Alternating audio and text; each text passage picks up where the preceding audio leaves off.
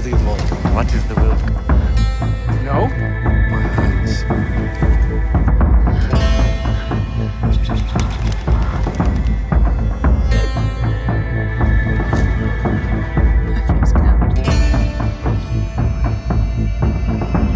Creature working in your...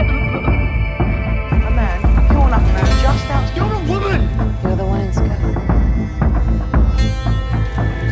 Looking at me. It's just not After Lord Janus. I have a proposal from my father.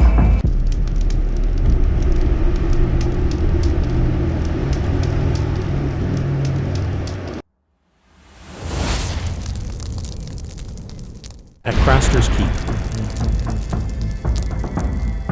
Samwell Tarly rescues one of Craster's wives, Gilly, from Ghost when he bothers her for food. She confides her desire to flee from the keep because of her fear for what Craster will do if her unborn child is a boy. Sam takes her to John and she begs him to take her with them on the ranging, but will not say what she is afraid of. John tells Gilly it is not possible for her to come with them because they are going deeper into wildling country. After Gilly leaves, Sam and John argue about the impracticality of taking Gilly with them. John notices Craster taking a baby into the woods at night.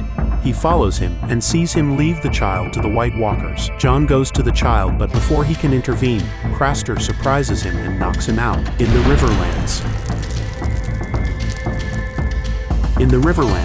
Arya Stark continues to pose as a boy while traveling north with Yoren and his Night's Watch recruits. She urinates privately to conceal that she is a girl. Arya is drawn to the caged prisoners containing Jachan Hagar, Rorge, and Biter. Jachan asks her for water and introduces himself. A pair of gold cloaks approach the party, and Arya hides, believing that they have come for her. They deliver a warrant for Gendry, one of Robert Baratheon's bastard children, but Yoren intimidates them into leaving empty-handed. They promise to return with more men. Arya asks Gendry why he is wanted, and he admits that he does not know. He tells her that he was questioned by Lord Jon Arryn and Lord Eddard Stark in the months before he fled King's Landing. He questions why she thought that they had come for her, and tells her that he has seen through her disguise. Arya reveals her identity to him, and swears him to secrecy. In King's Landing, Varys discovers Shae living with Tyrion Lannister in the Tower of the Hand, and makes implied threats about revealing her presence. Tyrion warns Varys not to underestimate him.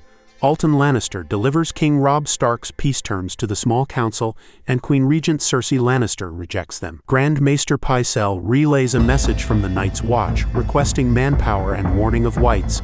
Tyrion is the only one to take the warning seriously. Rose struggles to continue her work as a prostitute after having witnessed the murder of Maegan's infant daughter Bara, one of Robert Baratheon's bastard children. Petyr Baelish threatens her with a tale about selling an unhappy girl to a depraved customer in order to recoup his investment. He orders her to return happy after a night off. Tyrion has dinner with Lord Janos Slynt and questions him about the massacre of the royal bastards.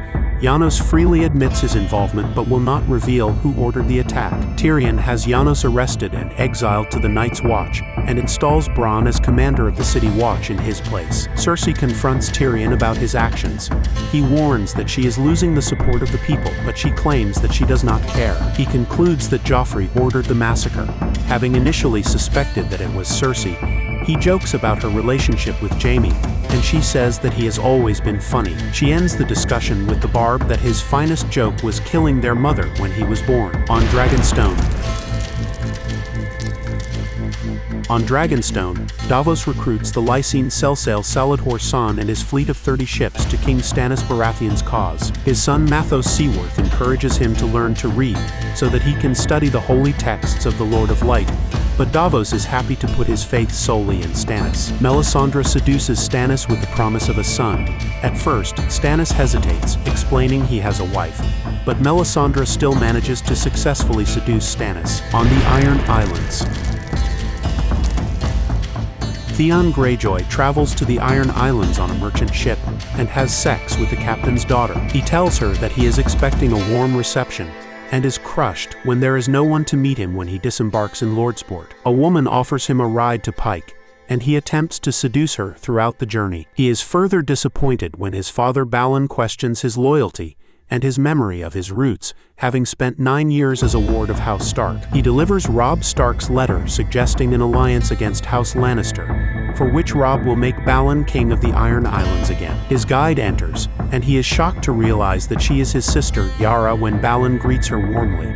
Balon rejects the proposal and compares Theon unfavorably to his sister. He insists that he will follow the Ironborn tradition of paying the iron price, meaning to take something through force, and says that no one will give him his crown. When Theon warns his father that he will not defeat the Lannisters, Balon retorts that he has no intention of fighting the Lannisters. In the Red Waste,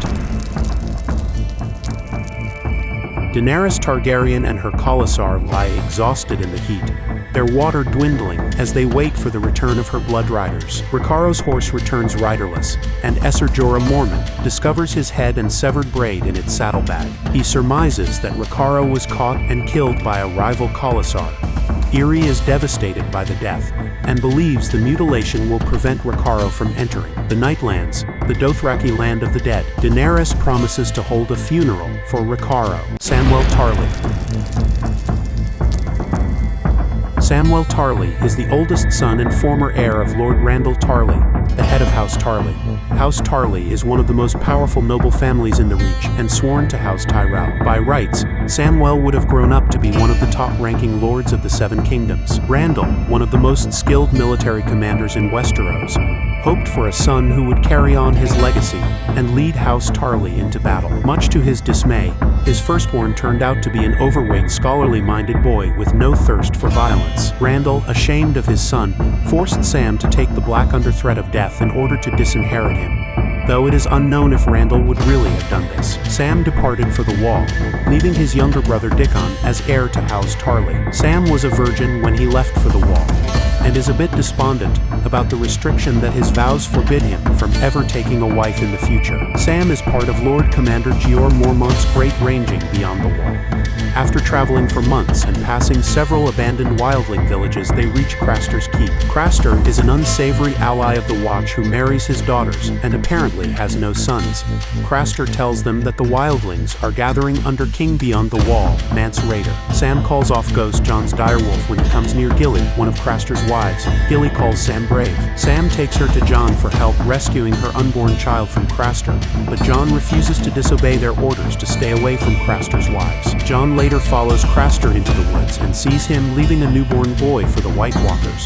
Craster spots him and incapacitates him. Craster drags Jon back to his keep and demands that the Watch leave.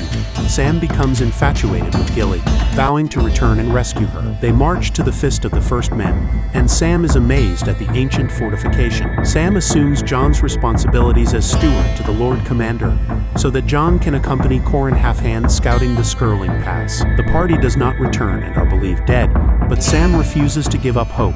He finds a cache of dragonglass weapons buried at the Fist while working with Gran and Ed. While collecting dung for fuel, the companions hear 3 horn blasts, signaling White Walkers. In a panic, they rush back to the Fist, but the slower Sam is left behind after tripping in the snow. As an eerie blizzard rolls in, Sam takes shelter behind a rock. He watches as armed Whites and White Walkers approach out of the snow. A White Walker mounted on a dead horse notices Sam but appears to ignore him, ordering the Whites towards the Fist. Gilly. Gilly is one of the many daughters of Craster, a wildling who lives beyond the Wall. She lives with him at Craster's keep. As well as being a daughter of Craster, she is one of his wives, as Craster routinely marries his own daughters. At the time of the War of the Five Kings, Craster has 19 wives, including Gilly. When the Night's Watch encounters her, Gilly is pregnant with the incestuous child of her own father. Gilly is named after the Gillyflower. A great ranging of the Night's Watch under Lord Commander Jeor Mormont arrives at Craster's keep. Inside the hall, the Lord Commander meets with Craster and Gilly serves wine. During the meeting, Lord Mormont tells Craster that as things are getting dangerous, he and his household can come back with them to Castle Black for protection. Craster pulls Gilly over and instructs her to tell Jeor how content they are, calling him the Lord Crow. The speech she gives seems rehearsed. Gilly says that they are protected by Craster, and that it is better to live free than die a slave. Craster is pleased by what she says. Obsessing over Gilly weeks later while talking to Gran and Ed, Sam sees the beauty of the icy landscape and announces that Gilly would love it here. The others look at each other and say that there is nothing worse than a man in love, Sam says what interests him about her the most is that despite all that, Craster